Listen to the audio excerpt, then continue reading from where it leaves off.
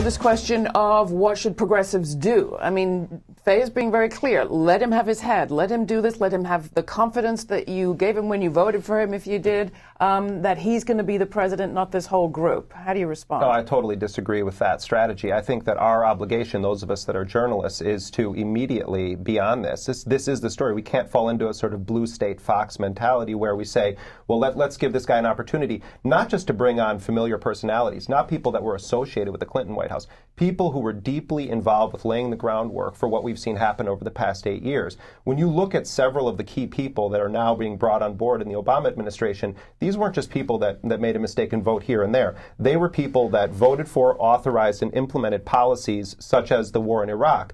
Bill Clinton's 8 years in office laid the groundwork for this invasion. The Iraq Liberation Act of 1998 was the legislative first step toward the invasion and occupation of Iraq. All of those that voted for the Patriot Act, Clinton's omnibus crime bill, these were not just sort of hawkish policies of the 90s. They were in lockstep with what happened under Bush. We have to be up in arms about this and try to raise a ruckus. Why not the 23 senators who voted against the war in Iraq? Why not the 130 members of the House? Why not all of these former intelligence and military people who have been right from the beginning? Why do they always go back to the people that have been wrong from the jump? Here's the distinction, and maybe this bridges the differences between Faye and Jeremy.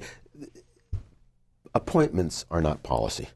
And I don't mind who's being appointed. People with a lot of experience on the economic thing, people with a lot of experience with the mistakes of the several wars we've been engaged in for the last 8 years, could be the very people who, because they know what's going on, are capable of changing it. The question is, what will the policies be? And what I'm more concerned with is not the appointments, but so far the fact that the president has not suggested what the changed policies are going to be, that this experienced, but perhaps to some people tainted team, is likely to have to implement.